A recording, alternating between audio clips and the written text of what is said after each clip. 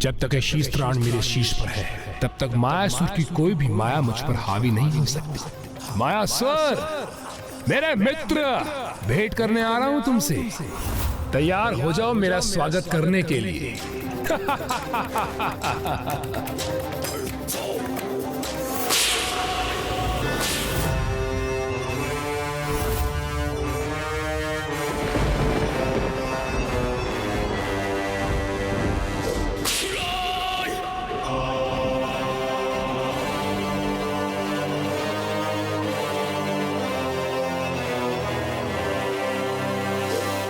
वाह, अद्भुत है ये दृश्य।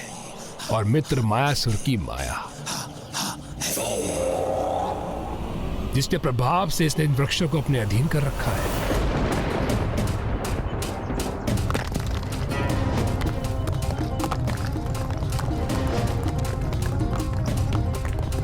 क्या हो रहा है ये? क्या कारण है इस कंपन का?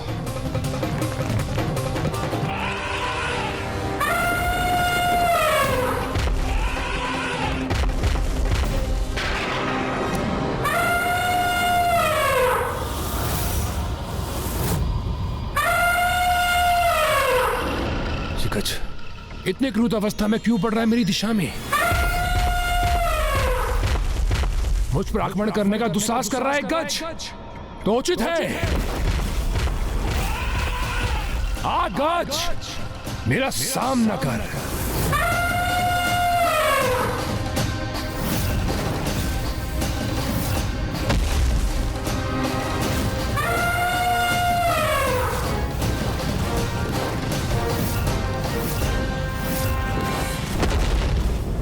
जब तक शीश त्राण मेरे शीश पर है तब तक मायासुर की कोई भी माया मुझ पर हावी नहीं हो सकती।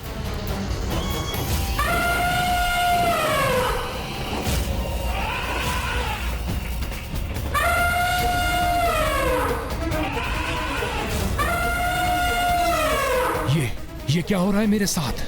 ये दुष्ट गज तो मेरा शीश मसल कर रख देगा।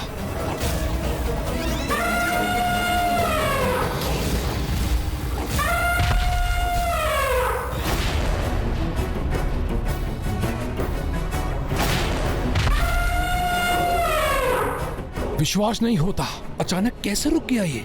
और मैं अभी भी कैसे सुरक्षित हूं? बहुत विचित्र बात है। ये क्रुद्ध गज अचानक सुहास के समान शांत कैसे हो गया? ऐसा लगता है इस पे किसी मायावी शक्ति का प्रभाव है।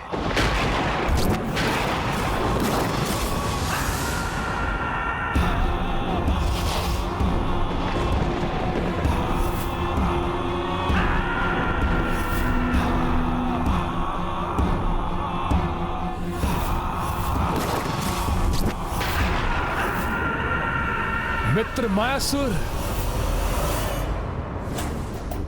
दुर्गमासुर, गतम गथा, जो बीत गया सो बीत गया माता। अब उसके विषय में विचार कर रुदन करने का क्या लाभ माता? दोष किसका था, भूल कहाँ हुई? चार त्याग कर अब हमें ये विचार करना चाहिए कि जो भी दोषपूर्ण हुआ उसे कैसे सुधारे हम। क्योंकि माता, जीवन की कठिनाइयों का सामना अतीत की भूलों के विचार में डूबकर नहीं, अपितु वर्तमान में उत्तम भविष्य हेतु उचित योजना का निर्माण कर उस दिशा में कर्म करने से ही संभव है। और यही हमें भी करना होगा माता। सदैव उचित समय उचित ज्ञान प्रदान करते हो, इसीलिए संसार तुम्हें बुद्धिनाथ अर्थात बुद्धि के ईश, बुद्धि प्रिय अर्थात ज्ञान प्रदान करने वाले, बुद्धि विधाता अर्थात ज्ञान के ईश्वर नामों से भी जानता है। और इसीलिए तुम्हारे 108 नामों की गणना इन 3 नामों के उल्लेख के बिना अधूरी। इसीलिए गणेश, अब तुम ही बताओ मुझे, तुम ही सुझाओ कि अब क्या करना चाहिए मुझे।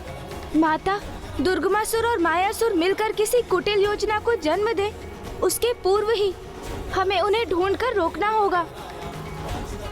इसलिए अब आप हमें ये बताइए कि मायासुर का स्थान कहाँ स्थित है माता। और ये ज्ञात होते ही मैं भैया के साथ वहाँ के लिए प्रस्थान करूँगा और अवश्य रोकूंगा उन्हें। फिर मुझे उसके लिए विघ्नहर्ता के स्थान पर विघ्नकर्ता ही क्यों ना बनना पड़े माता।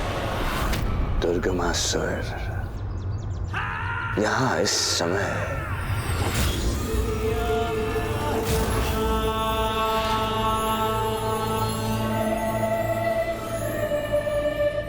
दुर्गमासुर। माया नरेश मायासुर, मेरे प्रिय मित्र, इस गजरूपी विघ्न से मेरी रक्षा करने के लिए अपने मित्र दुर्गमासुर का अनेकों धन्यवाद स्वीकार करो। अवश्य कोई न कोई नवीन योजना पनप रही है इसके मन में, और इससे पूर्व ये हमें अपनी योजना सुनने पर विवश करे। क्यों न अपने परम मित्र के साथ कुछ हास परिहास किया जाए। दुर्गमासुर,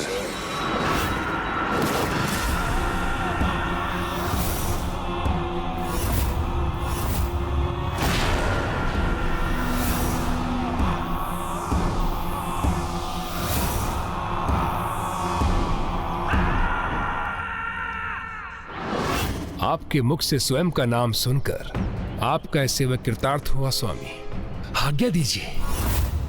हमारे कक्ष में पहुंचने से पूर्व हमारे लिए वहां मदिरा लेकर उपस्थित हो दुर्गमासुर। अवश्य स्वामी, अवश्य।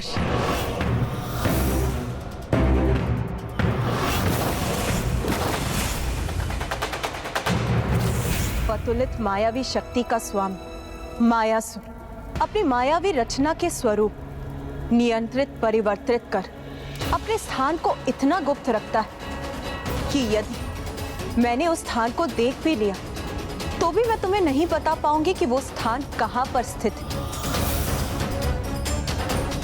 केवल उसके प्रिय और विश्वास पात्र असुरों को वहां तक पहुंचने का रहस्य ज्ञात है। इसलिए एकमात्र दुर्गमासुर ही तुम्हें वहां तक पहुंचा सकता है पुत्र। अर्थात माता, दुर्गमासुर को ज्ञात है कि मायासुर का साम्राज्य कहाँ स्थित है।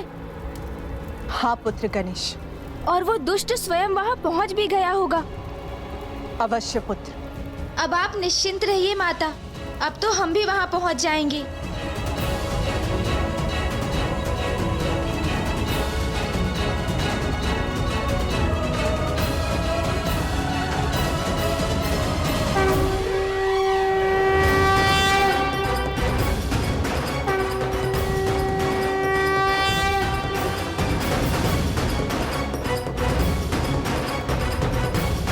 चलिए भैया। आज्ञा दीजिए माता।